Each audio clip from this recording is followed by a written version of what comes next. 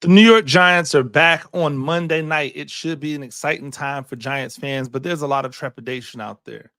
Injuries, people not playing well, people questioning the coaches, people questioning the front office, people having things to say about the owner. There's one thing I will tell you. It feels like there's some giant hubris out there. We're going to talk about it. I'm Coach Gene Clemons, and I have a giant issue. 3, 2, 1.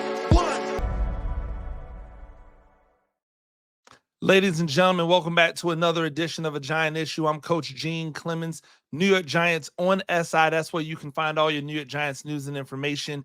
Make sure you go there and check out everything to get you ready for Monday Night Football. I am here to get you ready for Monday Night Football, but we can't be in and out, right? We either have to be in or we have to be out.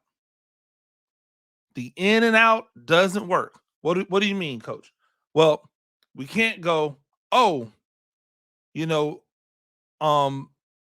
Jones is our quarterback, and he's going to be our quarterback.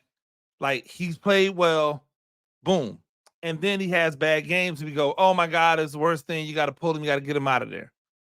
I'm going to reframe what I said the last time that I saw you guys, and I apologize because I haven't seen you guys since last Monday, but had some issues that I've gotten all limited, that I've gotten all taken care of, and we're back. But like I said last Monday when I talked to you, this thing isn't going to be fixed by a quarterback that's on this roster if it's not Daniel Jones, right? Daniel Jones gives the New York Giants the best chance to win as it is currently constituted. I also, by the way, told you guys that the Giants should look into trading for a quarterback, right? Trading for a guy that could come in, take advantage of an improved offensive line, take advantage of an improved defense, take advantage of more receiving weapons, right? I said that too. Also protect the Giants from this massive injury thing that looms over the head of the team when it comes to Daniel Jones. So, there's that. Because we saw what Jameis Winston came in and did for the Browns when he had his opportunity. And I am 100% certain in saying that he was going to be traded if Deshaun Watson did not get hurt. If he wasn't injured, Jameis Winston was out of there. There's a guy in New York just sitting there chilling because he's behind Aaron Rodgers, who I think could come in and perform fantastically for the Giants if you wanted to bench Daniel Jones, if for no other reason than to protect your team from having to absorb that injury clause, right?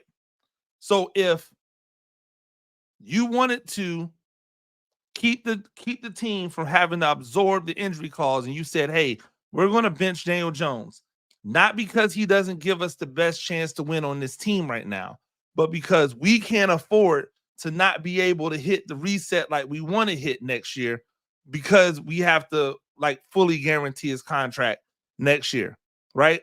So if that was what was being said, then I can understand it. But what I don't understand is right now where the Giants currently sit saying this season is over. I don't get that part. That's the part that I won't understand. That's the part that'll never make any sense to me, right? Because I look and the Giants have won 2 games. They've lost 4, right? Am I getting that right? They lost to the Vikings, they lost to the Commanders, they lost to the Cowboys. Okay, so they've lost 5. They're 2-5. But the season still has 10 games left, right? And so if the Giants get on a run and can get 9 wins, 10 wins, why would you not try to do that? Why? What is this fascination with tanking that I hear out there by Giants fans? What is this fascination with thinking that the only way you can get better is by bottoming out. Like, I don't understand that. There's so many teams that are not doing it. And, oh, by the way, because there are people out here trying to convince you guys that the quarterback class that's coming isn't as good as the quarterback class that just went, there's a good chance that these quarterbacks are going to slip in the draft, which means that the Giants might be able to win and still pick a quarterback, i.e., what the Ravens did, i.e., what Philadelphia did, i.e., what Dallas did. Every team in the division, not named Washington, right?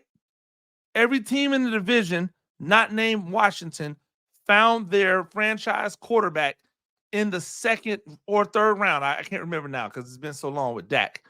He was either second or third round, right? Hurts, second round. They didn't get their quarterback with a number one overall pick. Why? Because those talents, Dak Prescott, somebody that y'all wanted to pay $60 million, so don't try to change the narrative now, right? Dak Prescott and Jalen Hurts, who y'all tried to say wasn't as good as Daniel Jones. Don't try to change the narrative now. He's been better. Right? Like, those two guys were chosen with second round picks. So there's no world where the Giants have to sell out and be horrible to the maximum level in order to ensure themselves a number one overall pick or a top 3 pick if they really wanted a quarterback. Hey, newsflash, if you really wanted a quarterback, you could have had one last year or this past cycle. Michael Penix is sitting the bench for Atlanta right now. Michael Penix is fantastic. And when he gets his opportunity, he's going to be fantastic. He just didn't get the opportunity because he went to a team that had already paid a quarterback $200+ million to play, to be a game manager. Right? Like, that's what we have going on right now. That's what the climate is right now. But this idea of, well, we have to sacrifice a season and be really, really bad on purpose so that we can be good sometime in the future is just so nauseating to me. I had to listen to that all last year, where there were so many Giants fans out there clamoring to lose on purpose so that you could get a quarterback, only to end up with a top 6 pick and not pick a quarterback. We, meaning fans, media members, like people who are outside of the front office, right? We can think whatever we want about what this team needs to do in order to be good.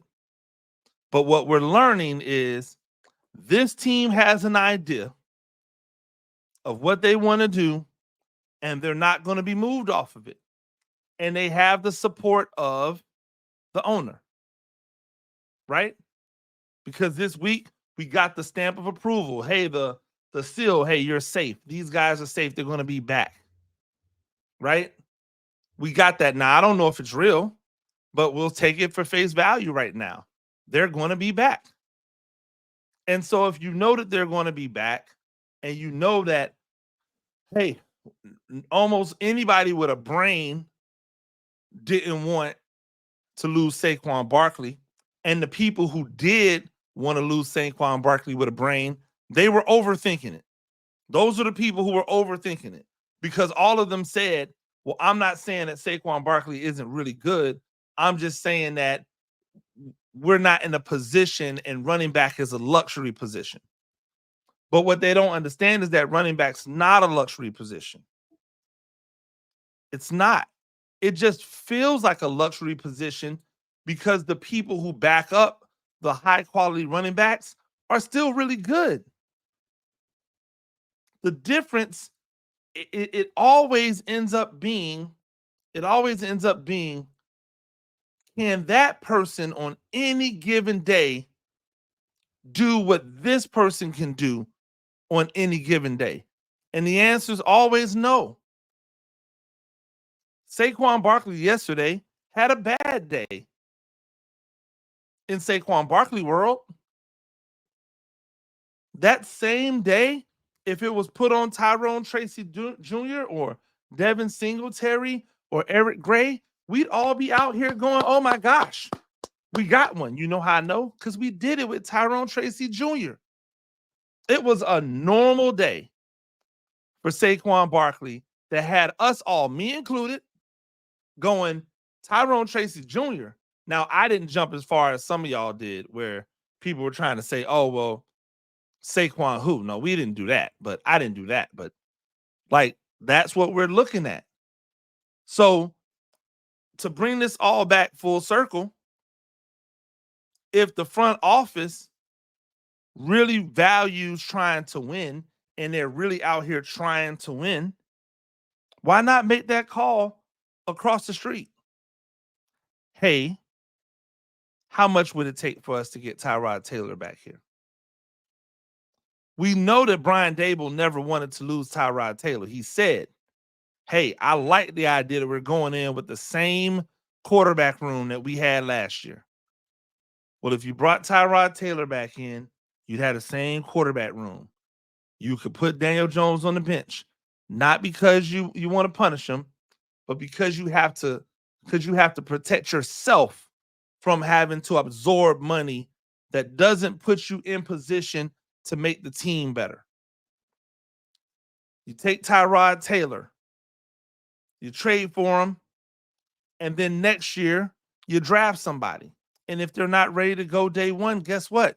Tyrod Taylor is there as your gap. And then once he's ready to go, guess what Tyrod Taylor then becomes? What he's always been, since people don't want to give him a chance to be the starter, which is a high-end backup, a Jameis Winston type. That's what he is. A guy who's willing to help and mentor and teach those guys in front of him, or that guy in front of him, how to be a pro. He has no value. He has no value as a Jet. Why? Because if the starter gets hurt, the season's over anyway, right? Because that's where all the steam is. That's where all of the assets have been put. If Tyrod Taylor gets hurt, the season's not over because all the assets haven't been drained into him.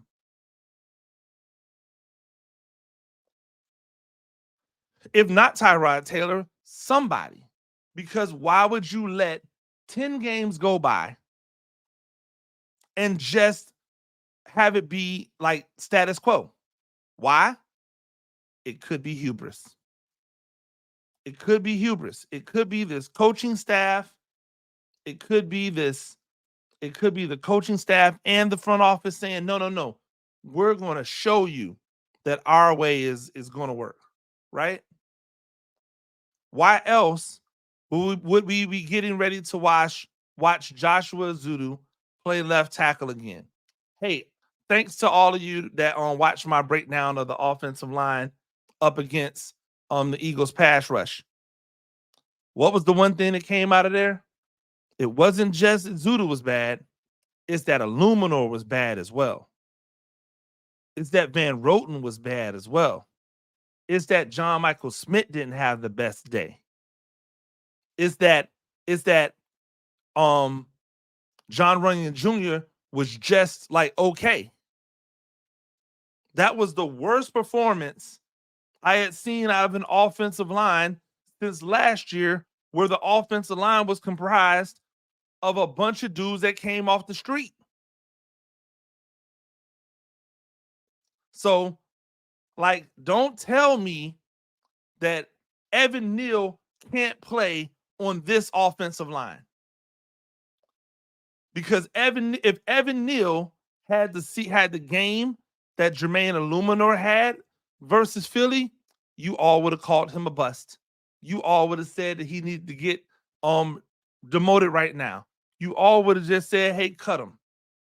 If Evan Neal had given up multiple sacks and could have given up more because he was getting beat around the edge, if Evan Neal wasn't an effective blocker in the run game, if Evan Neal was out there looking like a turnstile, like Jermaine Illuminor was looking, his first bad game, but it's a bad game, and it's not like they're 15 games in.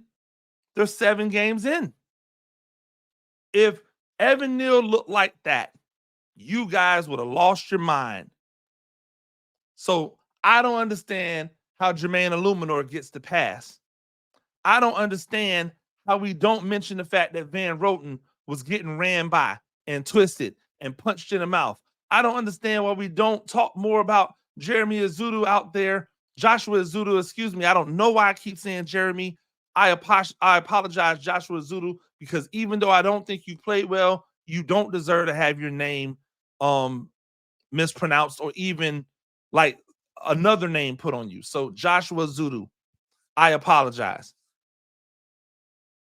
I don't understand why we think it's okay. Evan Neal could play left tackle as well as Joshua Azudu is playing left tackle.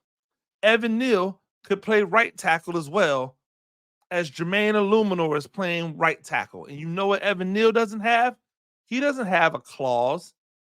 He doesn't have a clause that says, hey, if I get injured, you got to pick up the rest of my, because it's all guaranteed now. So what are we waiting on? Are they looking to trade Evan Neal? Because if they're looking to trade Evan Neal, just get it over with then. Go get a 7th round or a 6th round pick for Evan Neal. Go get a 5th round pick for Evan Neal, right? Because you're selling low. So go get one of those picks for Evan Neal. Be done with it. Watch him suit up the next week for whoever the next team is he plays for. And now you got another Will Hernandez on your case. The NFL is littered with guys that the New York Giants said weren't good enough to play offensive line for them, who are playing offensive line for other people. And the New York Giants offensive line is littered with a bunch of guys who other teams said, nah, we'll take the guy that's behind him. That the Giants said, no, we'll pay. Packers didn't want to pay Runyon. Raiders didn't want to pay Illuminor or Van Roten. What are we talking about here? How, after the performance that you saw from this offensive line versus the Eagles, did the coaching staff not go, well, if that's the case, we might as well put Evan Neal out there and see what he can do? Here's why. Here's my tinfoil hat, right? Here's what I'm thinking. And if you've thought it before, then let me know, right? What if they put Evan Neal at left tackle and he looked really good? What if they put Evan Neal at left tackle and he looks really good for the rest of the season? The question isn't, oh, well, who should you move? Should you move Evan Neal or Andrew Thomas? No. That's not the question. What becomes illuminated at that point is the Giants picked the guy, played him out of position for 2 years, and almost destroyed his career and turned him into a bust. Right? Because that's the narrative. If Evan Neal goes and plays left tackle and he plays well, then the question becomes, well, why didn't you do that last year when Andrew Thomas got injured at the beginning of the year? You could have moved Evan Neal over to the left side, and maybe you don't waste last year. Maybe it's the hubris or the arrogance or the fear that Evan Neal might actually be good at left tackle that's making them go, Nope, we won't even try him at left tackle. Meanwhile, we've seen the story. We've seen the story play out. So tonight, the offensive line, hey, you guys are on. If you thought it was rough versus the Eagles, here come the Steelers. This is a perfect opportunity for this Giants offensive line to show that what they did against the Eagles was an anomaly. That they won't play that bad again. Or this is going to show once again, it makes no sense to not have Evan Neal on the field if this is the product. Sometimes you got to put your ego aside. You got to put your hubris aside. You got to put your arrogance aside and go, you know what? It just makes sense to put this person here. I know we're not the ones that said it. We're not the ones that said do it first, but we can't not do it. We can't not do it just because it wasn't our idea. Just because somebody else who might not be as qualified as us said it. And once they do that, then if things don't go well, guess what you can say? Hey, we tried. We're out here trying. This is a team that we have. We're moving people around and we're out here trying to make it better. Why? Because we're trying to win. All those people who still sit there and go, oh man, I hope y'all are happy with those character building wins last year. Never forget, Caleb Williams is playing terrible this year. Don't act as if the Giants had the number 1 overall pick, they weren't taking Caleb Williams. I'm here to tell you, they were taking Caleb Williams. They were going to take Jaden Daniels over. It was never over Caleb Williams. And I'm not convinced that they would have taken him if they would have taken him over anyone else. But there's only one rookie quarterback lighting it up right now. Don't let the Bo Nix versus the Carolina Panthers fool you into thinking that he is now somehow really good. He has a really good defense. He has a coach that's not asking him to do too much, right? And he's gotten lucky with some really bad scheduled teams. Meanwhile, the Giants' schedule is difficult. Period, end. It's a difficult schedule. It's just good team after good team after good team after good team. You got to keep playing. And sorry, you're going to lose games when you're playing against the AFC North as your divisional, as one of those crossovers, right? The AFC North, you got Cincinnati, you got Cleveland, who you beat, but that was still a Cleveland defense that was holding you down. Now you get the Steelers. Oh, by the way, you still have the Ravens. This isn't easy. This isn't the same type of schedule, right? Don't let that Bo Nix thing get you distracted, right? Don't let it get you distracted. Don't let the Drake May putting up the yardage in losing games make you think that somehow he would come here and put up yardage and it would equal winning. Because Drake May has not won anything. When he had all the weapons at North Carolina, they didn't win. Then he lost a couple of weapons, but he was supposed to be one of the best in the country and could not elevate him.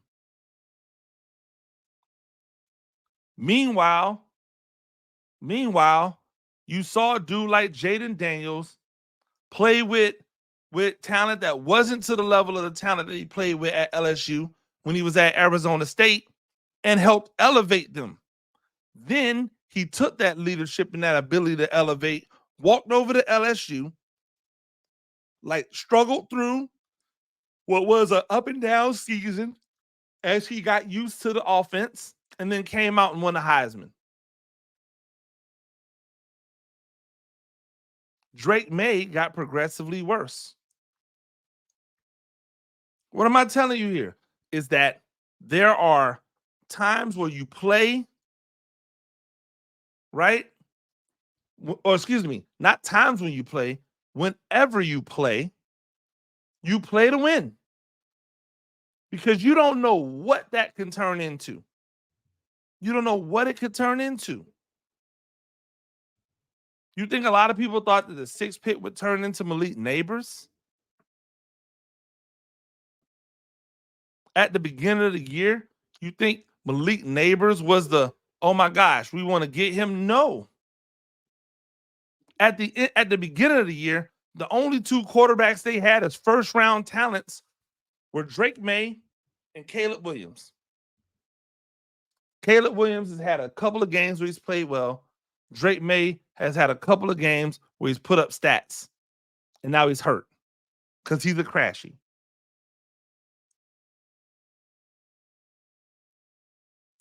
So why tank for the unknown? Why tank for the unknown? This ain't basketball, ladies and gentlemen. Would you tank for LeBron James? Absolutely. Name the LeBron James that has come along in the NFL. I'll name him. His name is Lamar Jackson. And you want to know what y'all did to LeBron James in the NFL? Y'all almost made him a 2nd round pick. So as Giants fans, root for winning. Like tonight, when they go out there and face this ridiculous pass rush, you know what they should be thinking to themselves? Hey, the Steelers got to deal with our pass rush. They got to deal with the guy who's playing like the best defensive tackle in the game. They got to deal with edge rushers all over the place, wreaking havoc. Don't think about what the Steelers can do. Think about what the Giants can do. Think about these Steelers DBs who have been kind of shaky all year, having to deal with these Giants wide receivers. Hey, they got to deal with Malik Neighbors. They got to deal with Wandale. They got to deal with Slayton. And if Daniel Jones gets them the ball, hey, them Steelers might have a hard night. Start thinking about things that way in a positive manner. Because why else would you want to be miserable for the next 10 games? I don't ever subscribe to that. I don't ever subscribe to it. I always want a team that I'm rooting for. I always want a team that I'm covering. I want them to try to win. Whenever possible, I want them trying to win. I will say this for you. Tonight, halftime, make sure that you pop in with me, a Giant Issue live halftime report. I will be here. Make sure that y'all lock in. Tell a friend. Ladies and gentlemen, that's all the time that I have. New York Giants on SI. Make sure you go there to get all your New York Giants news and information. Make sure that you also come to the New York Giants on SI YouTube page. Hit that subscribe button so you get all of the content, right? You get this, you get my breakdowns, you get the lives, right? You get Paul Dottino's Big Blue breakdown. You get the various smaller vignettes that New York Giants on SI put out there as well. But you can get it all if you just hit the subscribe button, and that doesn't cost you anything. And we really and truly do appreciate it. So until next time, I'm Coach Gene Clemons. and I have a giant issue.